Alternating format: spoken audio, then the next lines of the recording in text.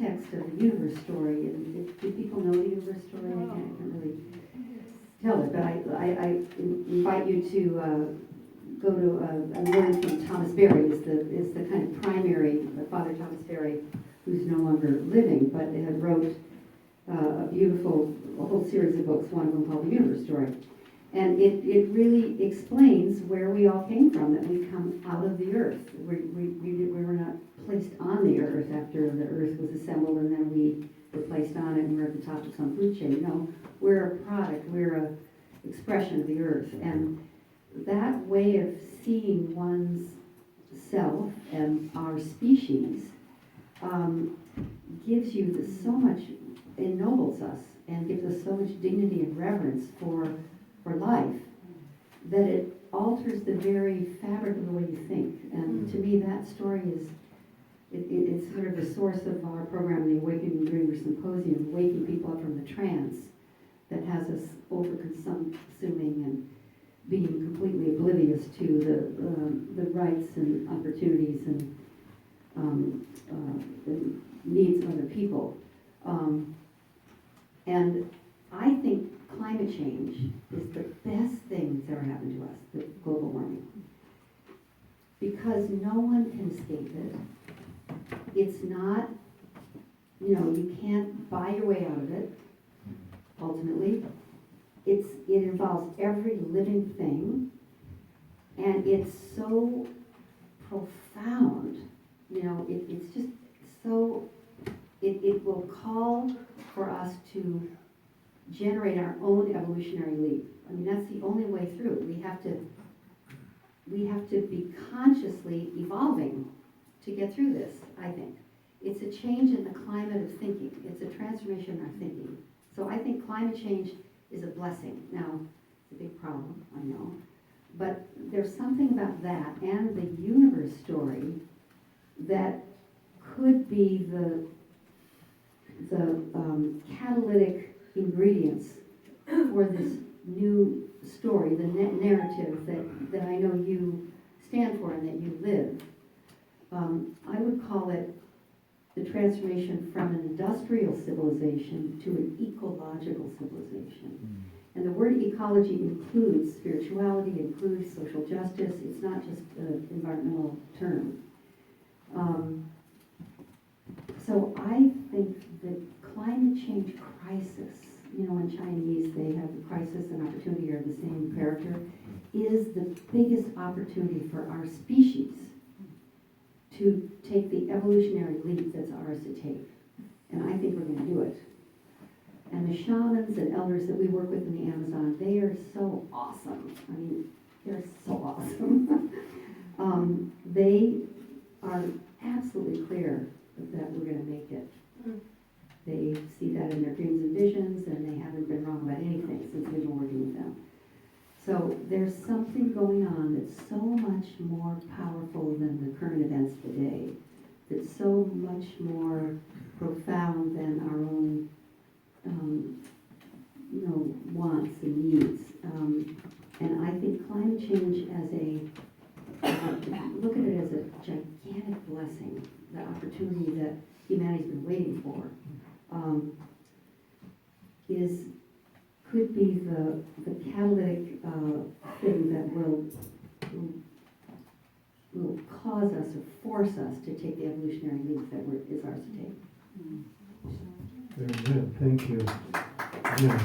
You can applaud. The evolutionary leap to an ecological society written into the new narrative. You got a chapter to add to that, Jen? Sure,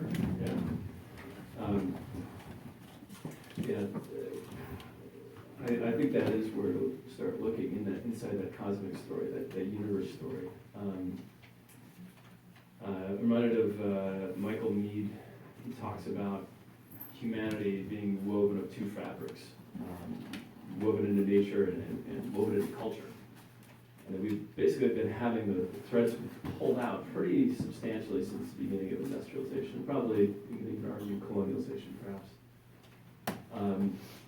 And with each one of these crises, or Kyoto, or Deepwell Horizon, or now we've got this new door to open through the Trump presidency, right?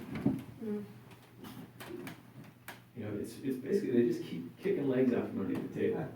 Of like the whole kind of established order of things. Orthodoxy is just like crumbling one thing at a time. And in the background, we have this pulse, right? This evolutionary impulse that keeps pulling us into, okay, that thread is gone now. Okay, you've got to weave something else here. And I'm actually really curious to hear about what your book has to say about that.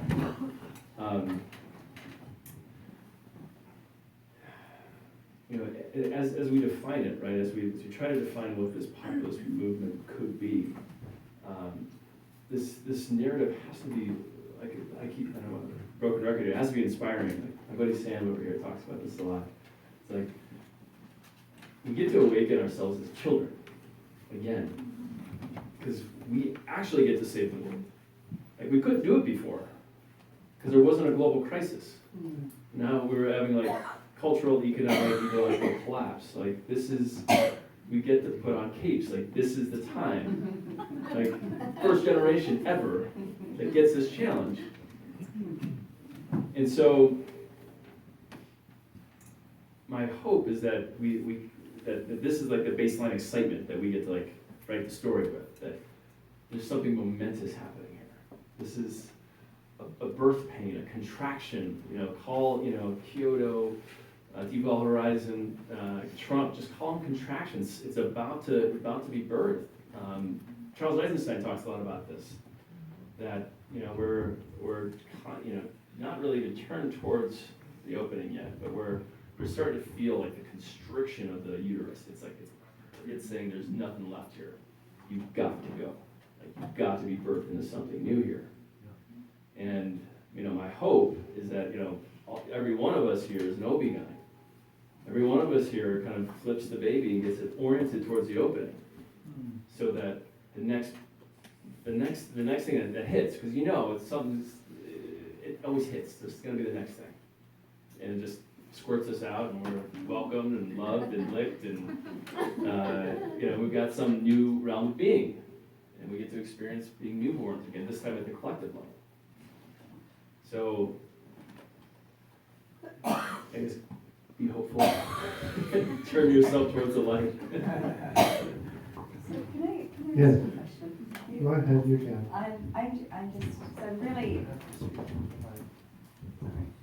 I'm just really very compelled by what you guys are saying here. And I totally agree with this amazing moment in time. Lynne, you've been saying that for time immortal. Brandon, you're absolutely right. And yet, Michael, what you're saying is that, since the 60s, we haven't come that far in really making this a popular movement, right? So, yes, there's this environmental crisis, but we just voted a man into office who's in complete denial about it. So, I would just love to hear, what is it that is going to wake up the general public to realize that manifest destiny is not the answer, and that we have to take full responsibility for bringing this baby to life?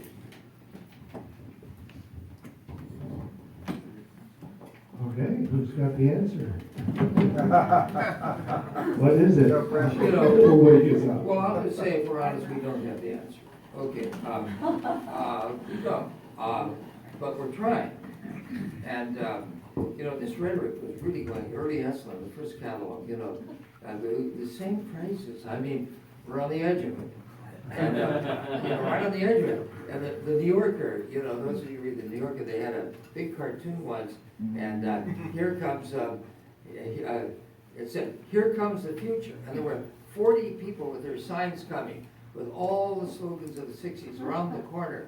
Here comes the future. It was a whole parody of that spirit that was in the air. Now, so anyway, you can get disillusioned and you can get cynical, but if you're like us, keep trying.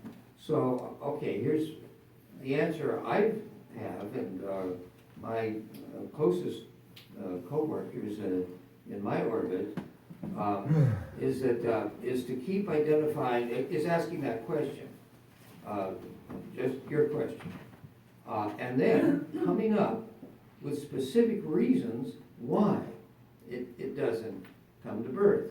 Now, okay, one on the practical level is all that this represents. That's one. Okay, here's another one, is the relentless takeover within the academy of Europe and America, and now in India and Japan, of a reductionist physicalism.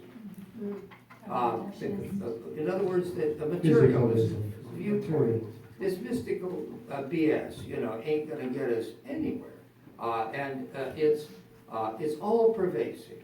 Now, most of us, live in these marvelous cocoons and, people, but we don't realize how pervasive this is in the universities and the scientific researches of the world. So therefore, you have all these smart people who embody the scientific insights that have given us mastery of the physical world and led us straight to the social situation we're in now. I mean, but they advance. We're learning more and more about our genome, about relativity theory. Here's Einstein. It's like Gandalf appeared in our midst. They're still finding out about relativity, gravitational waves.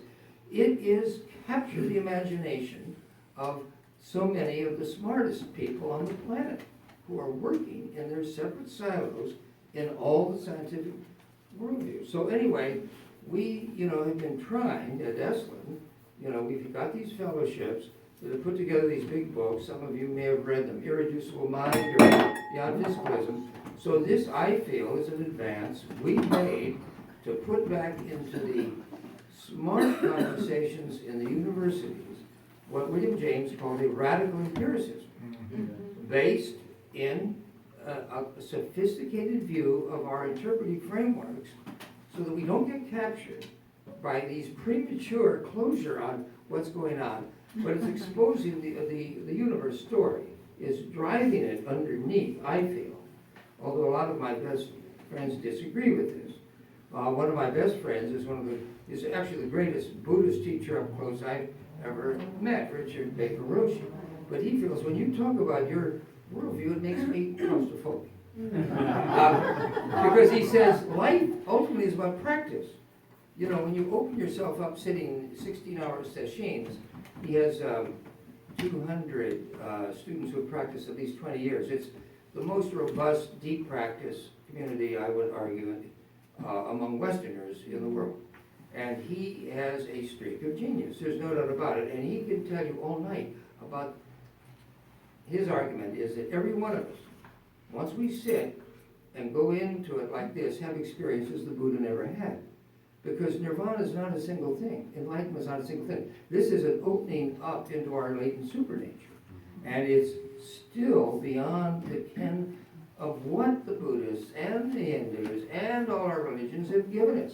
We are going into the undiscovered country. And to catch up with this, we need to foster practice. Anyway, all of this ties together around our efforts now at Esalen. This is just another thing to do, is to get the biggest army of super smart people in the sciences together and go straight into the Death Star of reductive materialism, like Luke Skywalker. And so that's kind of our, to blow the Death Star out. And Shiva dances before Vishnu, the god of destruction before the god of creation. And it's time for Shiva to dance. It's dancing now on the Republican Party, because they elected their own wrecking ball. I mean, it's like I've never seen it. And they're all parading around. They go, "Oh, he's president." Well, he's not a Republican. Anyway, let's not go there.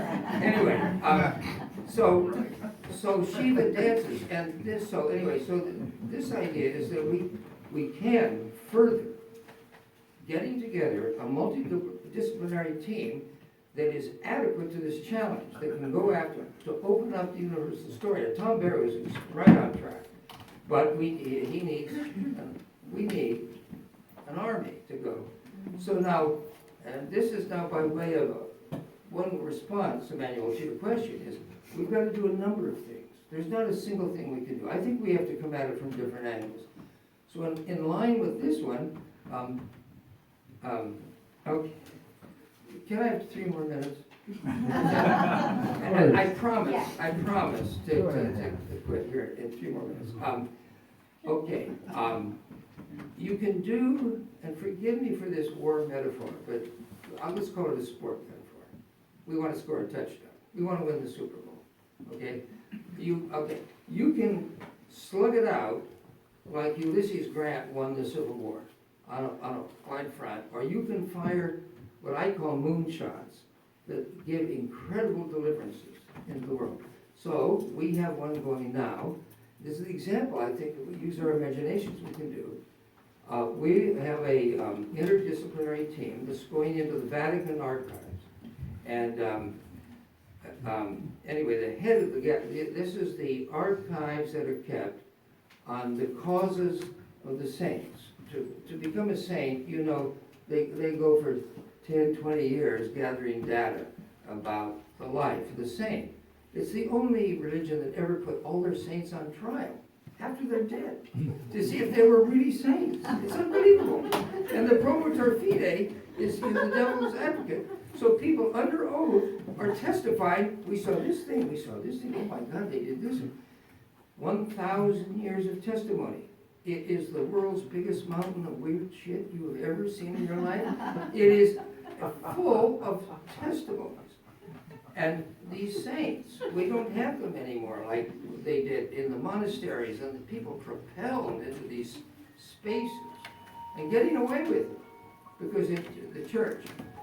But what's amazing is the testimonies under oath of these charisms, these are the siddhis, the supernormal powers of the saints, okay? And a lot of it is so far out that why would this nun have said this about Saint Teresa? Because it's not conducive to virtue, nor to sanctity, it's just weird. So these patterns, so we're going into, like anthropologists, into this, around Saint Joseph of Cupertino, who was the all-time champion of levitation. Now, 35 years, this is an unbelievable thing. 1 more minute now. Pope John the 23rd made him the patron saint of helicopters. I mean, he was, and this was in the 17th century, and he was observed levitating and everything. So now our team is led by a professor, Diana Pasulka, who knows medieval Latin and Renaissance Latin and Old French. You've got to be able to read this. Plus, she brings her more athletic graduate students who are faster with their Latin. But this is going to have to dig down. But with physicists, and we've got 2 relativity theorists, and we've got a team. So this is the most advanced team that's ever gone into those Vatican archives. And here's a weird story where another thing that we could say could help us. And this is where I get into the spooky side of things, like, and wondering who writes the script of some of these ventures. But anyway, we, Diana Pasulka, we dreamt this thing up, let's go for it. And she had a lead to this gentleman. He's a Jesuit astronomer, very big in the Vatican circles. And we'll go through him. He got excited. 2 weeks later, pure coincidence, the Pope made him head of the archives. Now after that, I thought, wow, we're getting help from upstairs. But anyway, the point I want to make, Emanuel, is that simply if we can come at this with different forays, I think all of us can do things that will eventually pop this thing into front and center in the world. That's where I'm coming from, and a lot of most of my closest allies in this work. It's not going to be a single bullet. We've got to come at this from every angle, recognizing that we've got quite a mountain to climb here. Now that's on the big level that you're going after, and I mean it's the master narrative, the universal story. But to present it, and I think it's going to take a while. But I think also each of us can do immediate things. Like right now, in the next few months, we got some serious problems ahead. We could talk about this tonight or not, anyway. Yeah. Well, very good. I think the leap beyond physicalism is absolutely key to a deeper holistic understanding of who we are as human beings. And certainly as author of Future of the Body and all the work you're doing, Michael, we embrace this idea of accelerated evolution. But, I don't know, let's have some other perspectives on this. Lynn, do you think we can, you've mentioned the quantum leap already, so what's your take on how we do it? I'll go back to Laura's question, at least referencing your question. One of the greatest moments I ever had with Buckminster Fuller, and maybe other people were there, when he said that in 1976, he said, it will take 50 years for all of our institutions to really literally fall apart. Because they're rooted in a you or me paradigm. A paradigm of scarcity, a paradigm of, either you make it at my expense or I make it at your expense. That's the he says, the you or me paradigm of education, of actually religion, of governance, of clearly the economy. And that the shift in consciousness to you and me paradigm, or the paradigm of, I call it the paradigm of sufficiency, the paradigm of enough, where you and I can both make it at nobody's expense. He said that it's the you and me world is being born, but it'll take 50 years for the big institutions of humankind in which we're all trapped to disintegrate because they're no longer relevant to a new paradigm and be reborn. And he predicted this in 1976. So, we only have a few more years before everything completely falls apart. And I love that he said that because it makes it,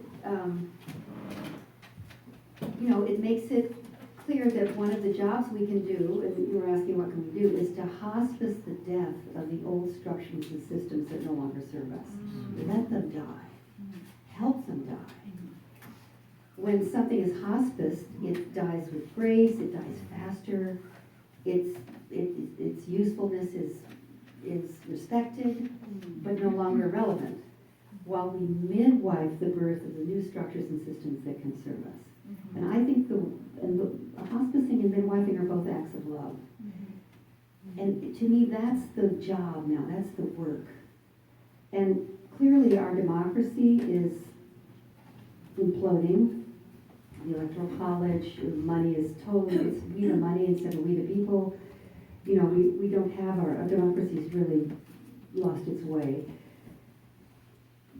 The ecological economist said in 1997, this is another kind of point, another prophecy about this time, that in 20 years, because we had gone over, in 1987 was when we started using more resources from the earth than the earth can regenerate. For those of you who've taken the symposium, you know this. That's when we went over what's called the One Earth line. And now we use 60% more resources than the earth can regenerate. So ecological economists predicted a huge economic crisis by 2007, and it happened. Because the economy is a subset of the ecology. And we got to get the other way around. Yes. So the ecology is in debt. So it's reflected in our economy and will continue to be reflected until we learn how to live within our ecological needs. The only way we'll get out of economic debt is by borrowing more money, which is what we did. So I'm just trying to say two things at the same time. But so to have our systems totally fail is actually a good thing. I mean, Bucky predicted this, so that we can regenerate them from this new paradigm, from a new paradigm. And I think that's the work now, to find a way to be resilient enough to allow all of this to fall apart, so that it can be reborn from a paradigm that's more truthful and accurate to who we are now. So that's sort of an answer to your question. Another answer, but thank you. Yeah. Yeah, you have some thoughts on what we can do, Brandon? Yeah, I mean, first of all, I love the moonshot idea. Please keep taking those. It's really important because it really does blow the doors open on what we think is possible. And yeah, shifting the narrative while mourning and gracefully letting the rest, the institutions that don't serve. I want to offer another perspective that's, nothing's mutually exclusive here, but to actually walk right through the front door.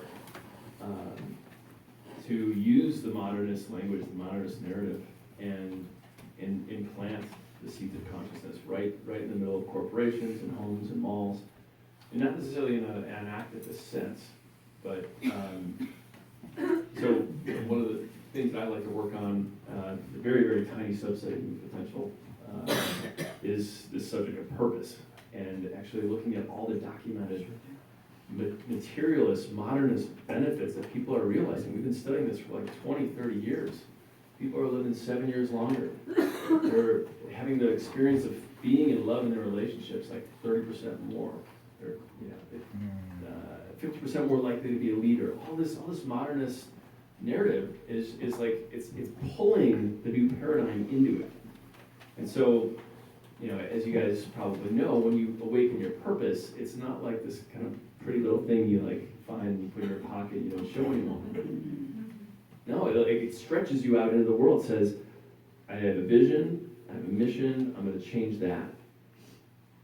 And if we can awaken corporate America, middle America, my people from the Midwest, to step more fully into their traditional Christian worldview, step more fully in their urban materialist, modernist, reductionist worldview through something like purpose. What's going to burst forth? I mean, it's going to be the world's biggest Trojan horse. I mean, they're going to see, yes, I want the more money and the love and the hot body, and then they're going to take it in, and they're going to see that what's really at stake here is actually that their soul level identity is a world identity, and it's going to pull them into action, move them from modern into postmodern, hopefully soon into evolutionary or integral. So, my request is that, we begin to talk about this thing as though it's real. This is the newest iPhone. This is the super app.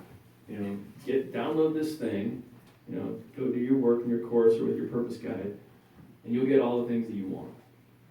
And whoever you're talking to, whether they're religious or they're modernist or they're hippies, just tell them about that. And tell them what you got out of it. Get them excited about what purpose is going to do for them in their lives.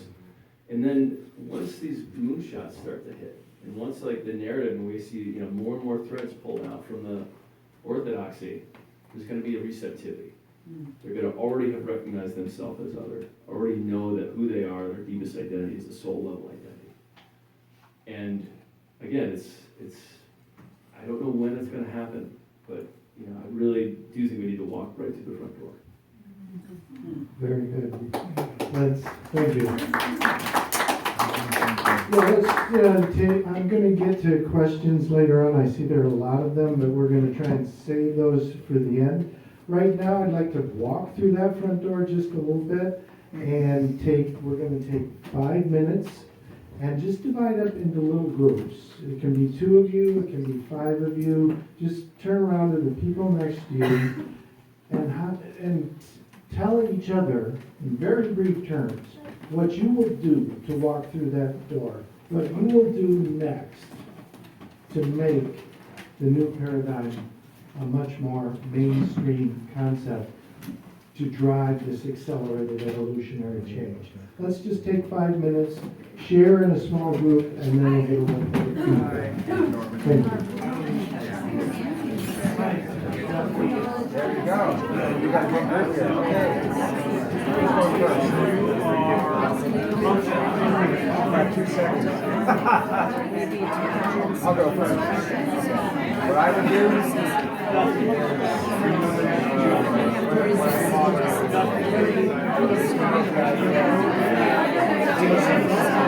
what I call what I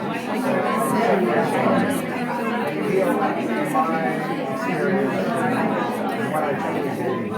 Heal the world,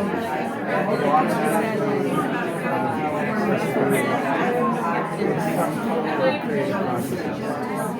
Because it's all, you're all built in, it's all built in. Every one of us is a fractal. We are a fractal. If you believe you're a fractal,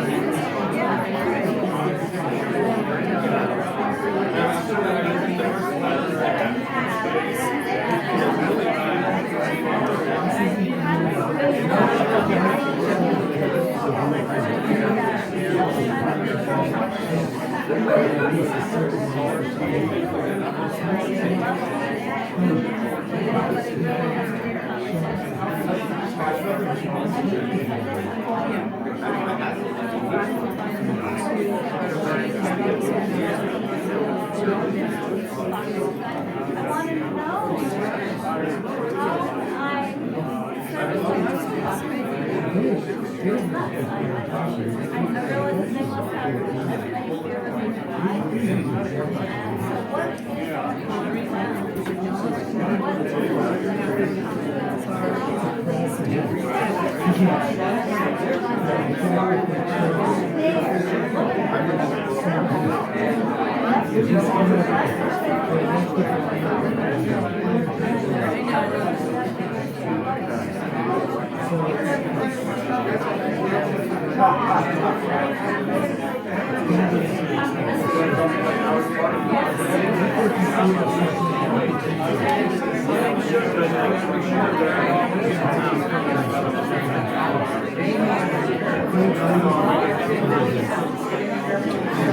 let's bring the conversation to a close. We'll wrap it up with one final thought. 1 minute and counting. 1 minute.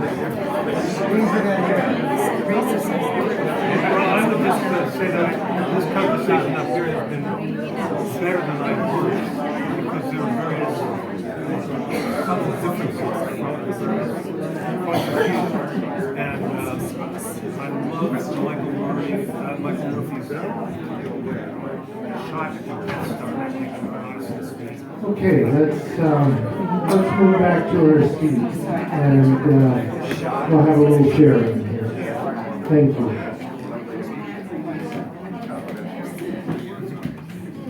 All right. Some very animated discussion there.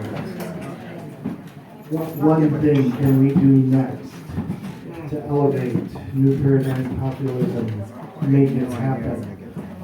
So I'd like to just briefly have a few shares with this, but what I would like is for volunteers to share that what was the best thing you heard from somebody else, not your own view, but something you heard in your group that really impressed you, and maybe you won't do it yourself, but it was such a great idea that you'd like to bring it to the awareness of our audience. So who would like to share somebody else's great idea? Yes. Wait, we need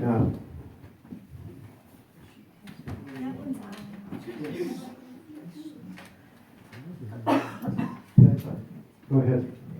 Thank you, I'm Jean. And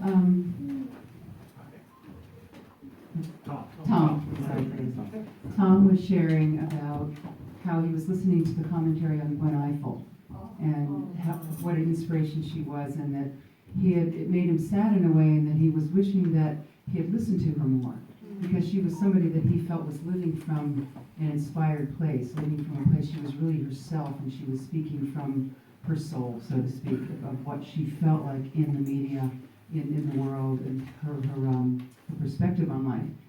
And so what I felt, when he went on to talk about being more inspired and coming from a place of inspiration, I think that feeds into what you talk about a purposeful life. And that I think most of us aspire to be inspired in our life. And so that was very touching to me, because I've been thinking a lot about that for myself lately. Thank you. Okay. Someone else would like to share? Yes. Robert over here, this gentleman.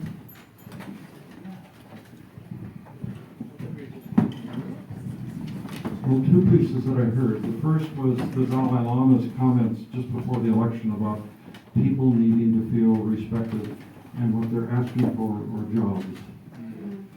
And we need to address the issue of giving them work. And the second piece was with respect to you, Michael. Rather than a sense of that we failed, it's just been a long gestation. Yes. Back here, Andrea has a comment.